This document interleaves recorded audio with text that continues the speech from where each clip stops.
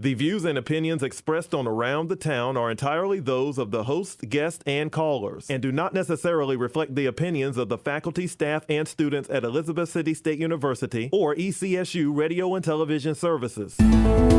Welcome to another edition of Around the Town with Hez Brown. And now your host, Hezekiah Brown.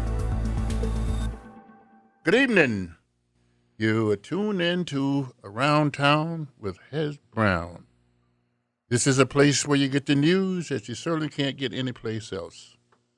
And listen, I always try to give you a few nuggets because I really am just interested and been doing this for so many years, almost 50 years now.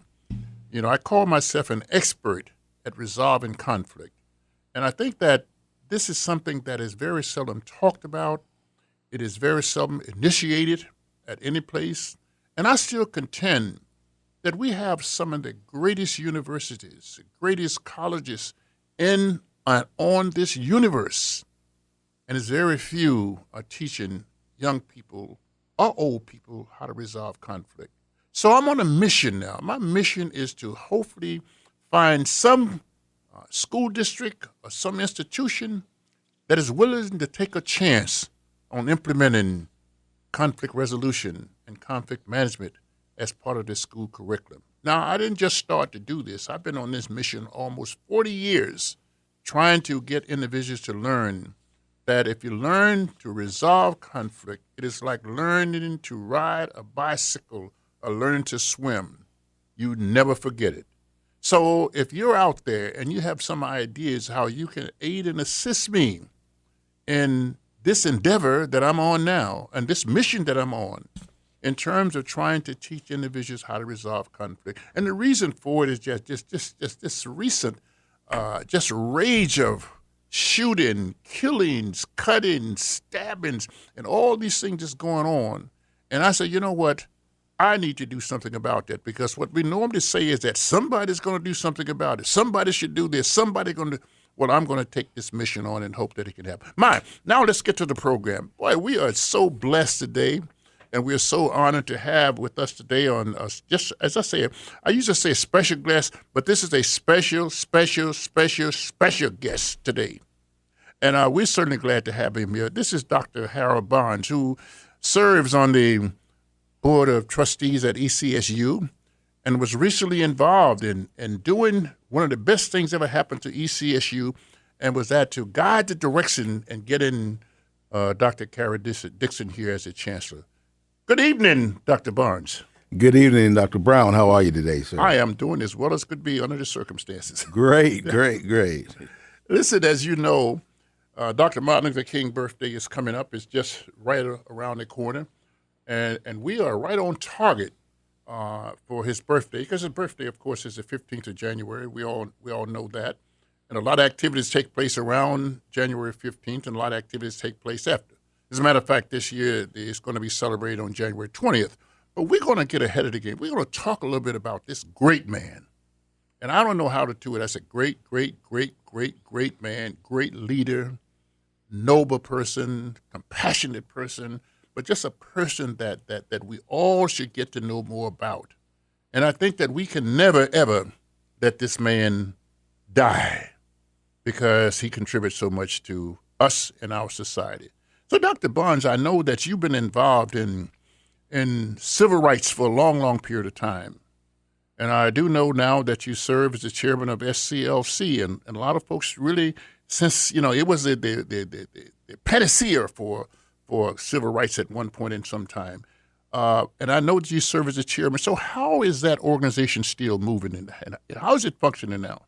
Well, let me just do one point. First, let me say good afternoon, good evening. Yeah. And it's glad to be on your program again, Mr. Brown, and I'm certainly glad to be here. But let me make one clarification. I'm actually chairman of the board of the Southern Christian Leadership Foundation. Mm-hmm. Now, the foundation was founded by Harry Belafonte and Sidney Poitier, and they founded the foundation for the purpose of providing bail money for civil rights workers and for an assistance to the King family when Martin was alive. And of course, Martin was working with the Southern Christian Leadership Conference. And this was a sister organization, much like the NAACP Defense Fund was a sister organization to the NAACP. After the Civil Rights Movement, these two organizations went in different directions, and we work on some of the same things, but we do have separate boards of trustees and separate 501 designations as well. So, but what we're doing in the struggle now is, whereas marching was the thing to do, 20, 30 years ago, what we do today is that we, through either court filings or through education of people around the world, then we fight civil rights in that way. Education is a tremendous way to foster civil rights by making sure that students are up to what their rights are and how the legacy of Dr. Martin Luther King is still valid today. For most young people, Martin Luther King and his life is a sign. For me, it is a symbol. A symbol is something that points beyond itself, but also participates in that to which it points. By that I mean that for Christians, when you see the cross, it becomes a symbol when you see it and you recognize what it is, but also it makes you feel a certain way about your own religious beliefs and that kind of thing. And that's the way Martin is to me, that when I hear his name or read something that he's written, it is still alive in terms of who I am today and what I try to do to make sure that we provide the best services we can for humanity. So in that regard, in updating what Martin fought for, then I do several things through the various organizations that I work with. One is to provide safe, decent, and affordable housing to people who are less fortunate than I am. And in that regard, we provided housing for over 23,000 families across the state of North Carolina, from Manio to Murphy, all across this state, and providing for the families. Because we understand that, one, housing is transformative, that when a person grow up in decent housing, their likelihood of being successful, their likelihood of going to college, their likelihood of seeing themselves outside of the confines of government assistance is very high. And so we think that's important in terms of providing those kind of things. The other thing I do is in terms of education, educating young men and women to say that you have to be excellent in everything that you do. And if you do that, then we don't have to depend on any president or any person to make our lives better, but we have the ability to do it ourselves through our own efforts. And so I then foster things like personal accountability, things like problem solving, as well as teaching of soft skills to young people to help them along the way as well. And so in that regard, we take Martin's dream and we update it. But for me, I lived in nationalist China when I heard about the death of Martin Luther King. And I was a very, very young man at that point.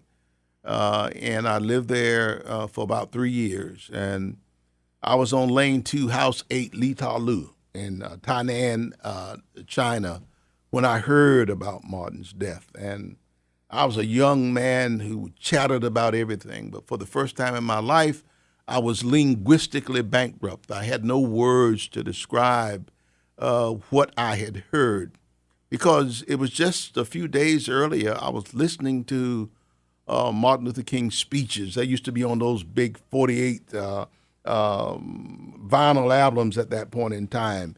And I was listening to those intently and was inspired by his voice, what he had to say, and all of that kind of thing. And then I hear over the Armed Forces Network, they told us that Martin was dead. And I didn't know what to say. I was worried for my country. I was very worried for my family and everything. And so how do I put this into words, I was thinking at the time. And then a few days later, in an impromptu way, Nina Simone, I think she was living in France at the time, and she wrote a song almost on spot about this. And then what she said was she expressed her feelings, which also expressed mine, in that song that she wrote, "The King of Love is Dead." And I paraphrase, "Once upon this planet Earth was born a man of humble birth, preaching love and freedom for his fellow man. With his Bible at his side, from his foes he did not hide. What's going to happen now that the King of Love is dead? Will the murders ever cease? Are we men or are we beasts? Will my country stand or fall? Is it too late for us all? What's going to happen now that the King of Love is dead? You better stop and think, 'cause we're headed for the brink. What's going to happen now that the King of Love is dead?" Wow. And that said for me, those words that she spoke to my heart. And from that day to this, I have been working in the area of civil and human rights to make life better for humanity. Right. Did you ever meet Dr. King in person? I did not, but he came to Elizabeth City State University. Yeah. Mm-hmm. And I never had the opportunity to meet him in person, but I heard so many of his speeches. Well, I had that, that pleasure and honor meeting him very briefly when I was very young and very radical, I should say. That must have been last week, Mr. Brown. Yeah. So I'm saying I did, and I admired him so much because he's a guy who could walk into a room and just capture an audience before he said anything. But once he started to talk, he always had something to say. Yes. I mean, he had to be a great writer because I understand that he wrote most of his speeches. Yes. Yeah. So in terms of your knowledge about him, what is your impression, the kind of person, that he was? Well, first of all, he had what we call a compassionate presence, much like Mahatma Gandhi and many other great men who served human rights around the world. By compassionate presence, Jesus the Christ had a compassionate presence. When he was in the city, people might not have known where he was, but they felt something just a little bit different. And Martin was a human being, first of all. And those who knew him saw him in the fullness of his humanity, meaning that he was not a perfect man, but he certainly worked for a perfect cause. And when he walked into a room and he had that aura about him, that he was not only had an idea, but he was possessed by that idea, then he walked in that room, and when he spoke, everybody listened. And so the kind of thing was, when he spoke and when I listened to him, I believed that anything and everything was possible. And it's because of that I am where I am today. I have been able to achieve whatever I've achieved today because I believe that anything is possible. And when you are born into a family of 17 kids with 16 siblings, and you come up through that process and living in a substandard housing and living in a bed with 3 other people and with only an army blanket and the heat from your body to keep you warm. You don't have many possibilities at that point. And so you take a person like Martin with his compassionate presence. Once I heard him, I used to think, we used to go to school and sing this song, Yes, Jesus Loved Me. I said, how can I believe in a song that Jesus loved me if I don't have any clothing to wear, I have no food to eat, and those kind of things? So how can he love someone like me? How can I say that he loved me and he let me live in this kind of condition? But after hearing Martin Luther King later in my life, I understood from him that anything is possible. And that's how I believe today, and that's what I try to convey with others with whom I come in contact. All right. Let's pause for a moment. We will be right back with more Around the Town with Hez Brown. WRVS 89.9 provides training for all students and volunteers interested in radio broadcasting. But without your donations, this radio station will go silent. Let's make a sound today. Now is a great time to give back to public radio. Make a tax-deductible donation by calling 252-335-3985 or online at www.ecsu.edu/WRVS. You are now listening to Around the Town with Hez Brown.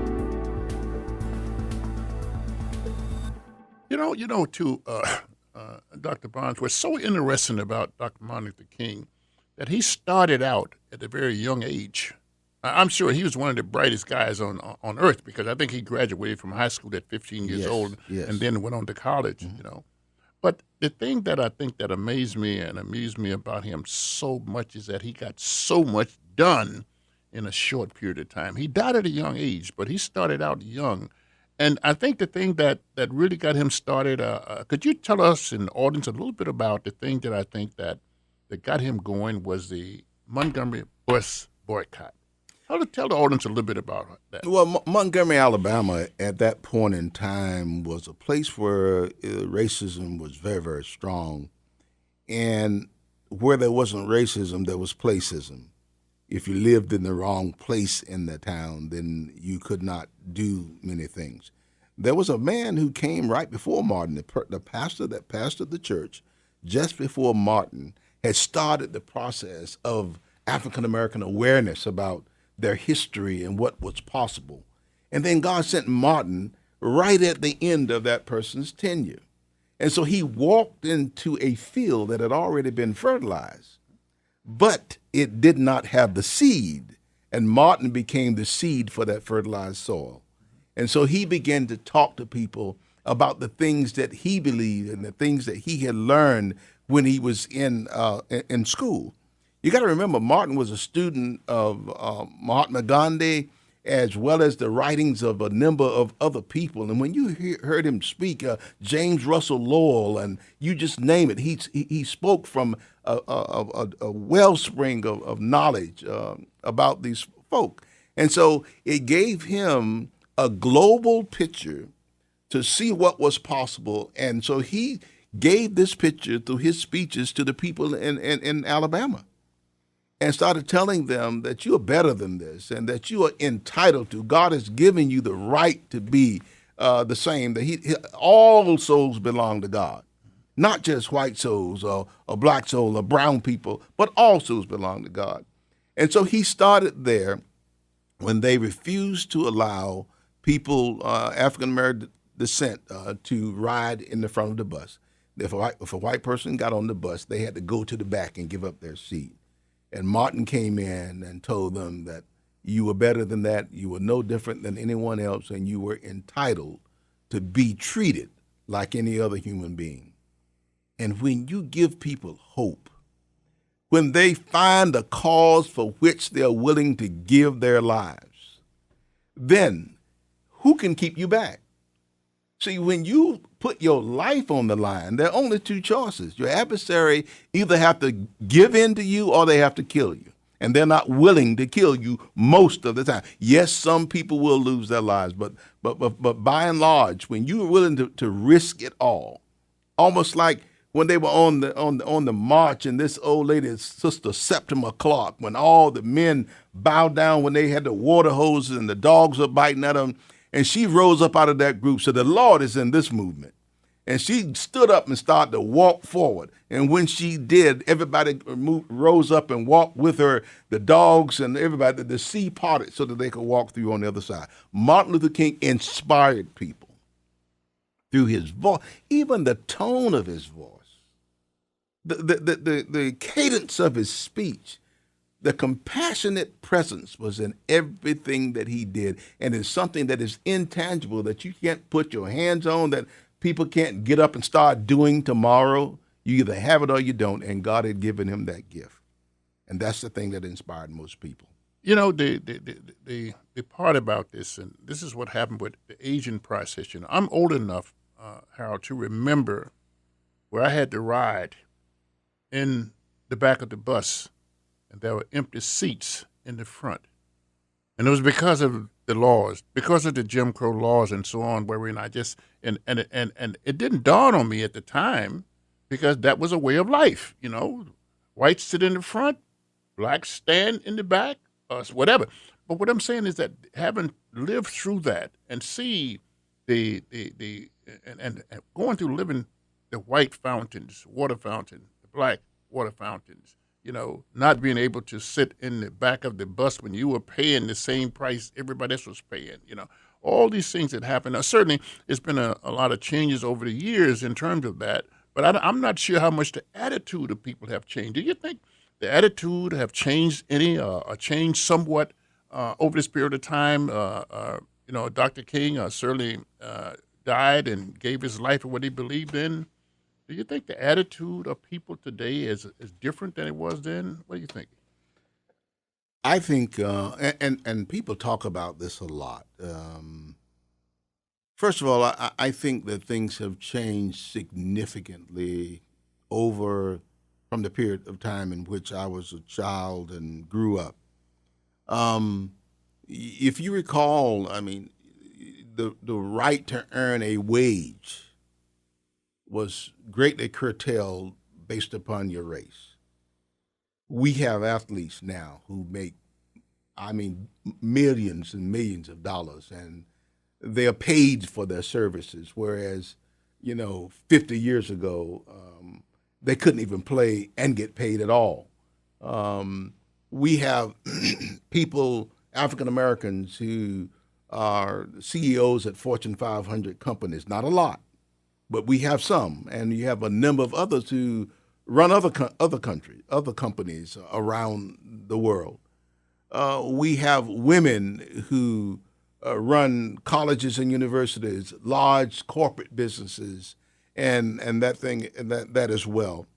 We have students. 90% of African American students now matriculate at majority universities across this country, including in North Carolina. So only 10% of African Americans go to what we call HBCUs, and I'm not a fan of that designation, but we go to HBCUs. So therefore, I think there's been significant changes, world-changing changes that have occurred since Martin Luther King walked in Alabama to change things. And I know people say, well, not much has changed since then, but I beg to differ. I think this is a different world than what it was then, that you can stand anywhere in this country and say what you want about anyone. Will you pay a price? Maybe economically, somebody might not hire you to do something, but you can say it and still make a living in this country. You can elect candidates of your choice to office. When I was a young child, there weren't any African Americans on the city council in Elizabeth City or the county commissioners. I had to wind up suing them to make it a reality, but the reality is now is that every time there's an election, African Americans get elected to office. So I don't buy into this whole concept is things are just as bad now as they were then, or in many ways they're worse. I think there are issues that we have to work out. I'm not in love with every African American I meet, nor am I in love with every Republican or every Democrat. People are people, and I reject the whole concept that all Republicans are bad, or when Republicans say, well, those Democrats. People are people, having no permanent political parties but permanent political principles that you live by, and then you give everyone the benefit of the doubt until they show you something different. So in that regard, I think Martin set into motion a chain of events that have changed our world, and my sons and my daughters have chosen various professions from an NBA agent to one who performs to one who handles disasters, international disasters. In fact, he's going to Lebanon to deal with those refugees over there in another couple of weeks, to one who's in graduate school at the University of Miami. I mean, you name it. So they see the world as everything is possible to them. And so certainly that is an outgrowth of the civil rights movement, but this is a better world than it was when we were children. Absolutely. Hey, wow, thank you. Wow, that's a real lesson in that. You know. The other thing is, and getting back to some of the things that Dr. King, how do you think that he was able to have a persistence force in nonviolence? That's a very good question. Yeah. Oh. Well, there are people, one of the things that I do is as a partner with the State Department, that I work with groups from around the world in terms of teaching them how to draft new constitutions, how to build strong environments in their countries, women's rights and human rights and things of that nature. I think that when you appeal to a person's conscience, you see, fear creates segregation. Fear creates this whole racial discrimination thing. How big are you really when you have to down someone else to make you feel stronger? That's a weakness. That's not a strength. And as I said to my class no more than an hour and a half ago, as an African American, how can we say so many negative things about, other people who treat us badly? When you think about Brown versus the Board of Education, there were 9 white men, Southerners as well as Westerners and Northerners, who voted unanimously that say separate by itself is inherently unequal. And so therefore there is no such thing as separate but equal. You're either going to be equal by coming together or you are unequal. And so when you think about Martin in terms of his appealing to the conscience of a nation, I am willing to give up my body to be beat, to be burned, to be hosed, to be cussed at, to be fussed at, to be called names, and the whole, I'm willing to give it up for the sake of peace. And there are men and women who are white, Italian, and otherwise, who saw his suffering as redemptive. And they were able to say that Martin cannot change it by himself, but having seen what we have seen in him, we're willing to change. And the other thing I think that, since speaking about the civil rights movement, that is an assumption by, I think, a large number of young people, that the civil rights movement consists of primarily African Americans. Oh no. Talk a little bit about the white folks who gave their lives for this same civil rights and some of the things that we enjoy today. Talk a little bit about that. Without the white community, there would not be any freedom for African Americans in this country. Martin Luther King was able to let's give an example. His letter from the Birmingham jail. Here's a man who was locked up in jail. And the white clergy of that community wrote an open letter criticizing him as an outsider and as someone who had no right to be in that community, stirring up trouble. And the people in this community, if they have problems with the politicians, they need to sit down and discuss it with them. And Martin Luther King was the one who said to them that, Jesus was an outsider. He went throughout the Roman Empire liberating people. And he was a radical, but he was a radical for love, a radical for justice and that kind of thing. And so Martin was able to convince people that it's not the color of your skin, but the Catholic people started to flock toward him. Some Baptist ministers and people of goodwill, because he showed to them that if you believed in Jesus the Christ, then love had no color. You either loved humanity or you did not. And if you call yourself a clergy, then I'm asking you to come to Birmingham, Alabama, to come to Montgomery, and then we're going to march. And they'd flock to him and marched in numbers. Without them, it would have been okay to beat and burn. Swerna and Viola Louiso down in Mississippi and other places, they were killed. They gave their lives for this movement. So not just African Americans died, but African Americans died, white people died, women died, men died, so that we can be free. And we will never be a free people if we're just going to do it ourselves.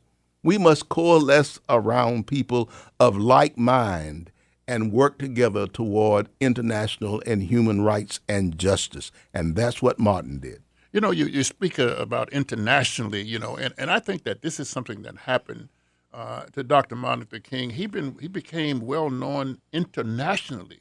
That's correct. As a matter of fact, just by virtue of him receiving the Nobel Peace Prize, not for fighting wars. That's right. You know, he fought here in this country for simple civil rights. That's right. Let's talk a little bit about that to Dr. Martin Luther King. What a great man. He was a great man. Well, he is a great man.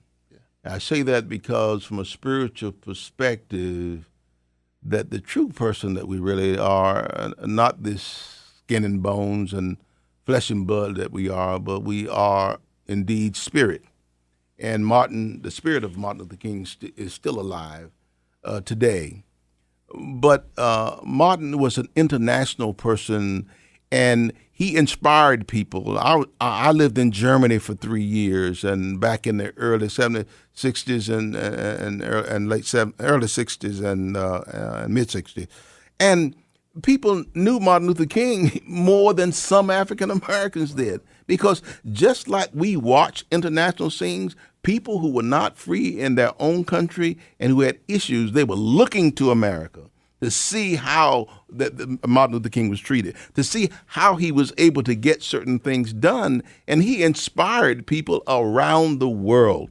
There are many countries around the world where ethnic groups could not speak up, could not speak out without risking their lives. And when Martin was able to speak, people listened to him all over the world and not just here in America. Wow.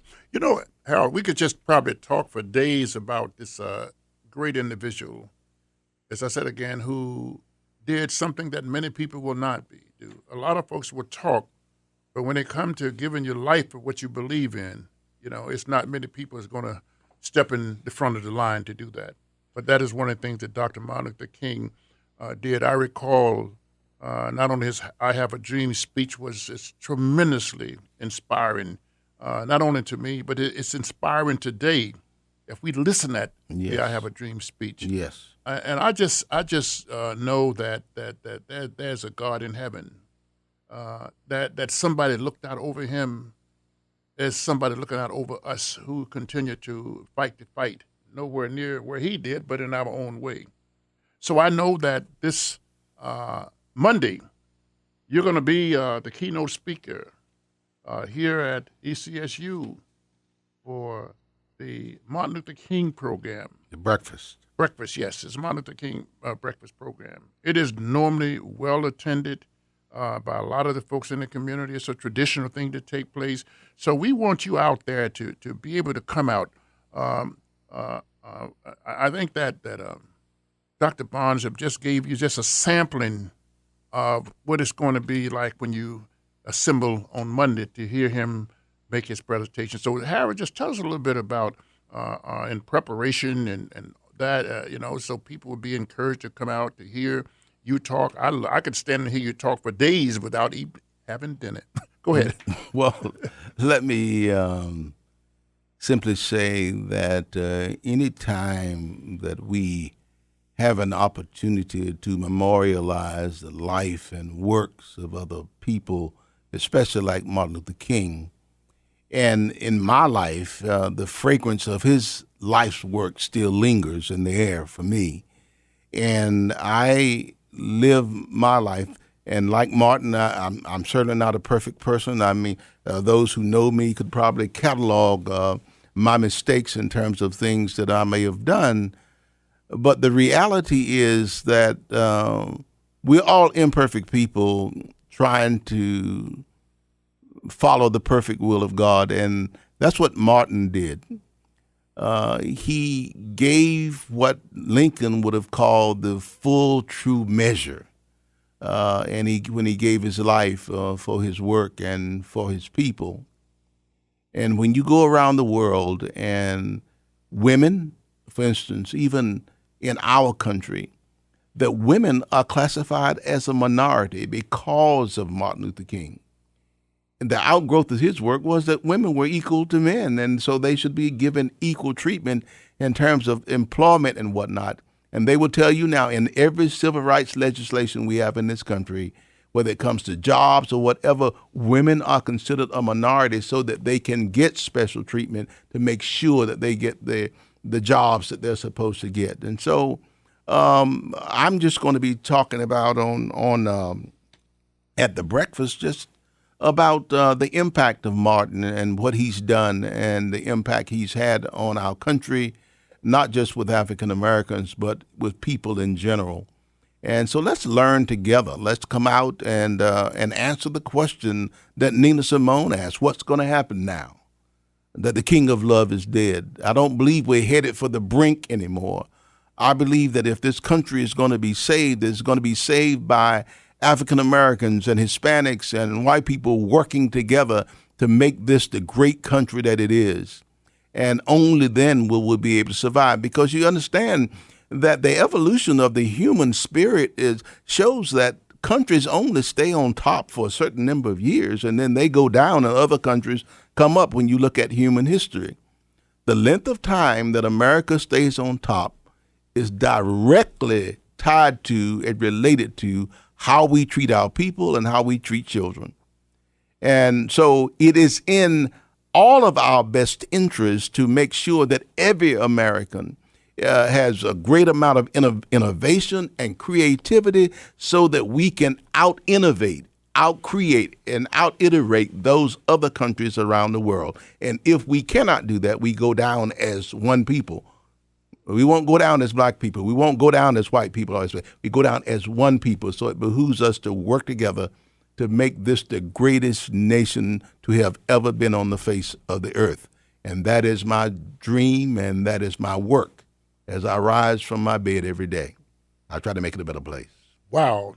Yeah. Yes, Dr. Bonds, thank you so much for sharing that valuable information, for putting this in a historic perspective that we all can understand. And I want to thank you for taking time out of your schedule to come to be here to do this, because our people need a bit more of African American history. And who is a better example of what history really is and what a man can do than Dr. Martin Luther King? So again, thank you very much for your time. Appreciate you. Thank you, Mr. Brown. Have a good day.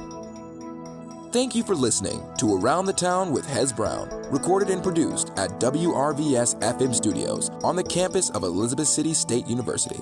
If you are interested in becoming an underwriter for this show, call 252-335-3985.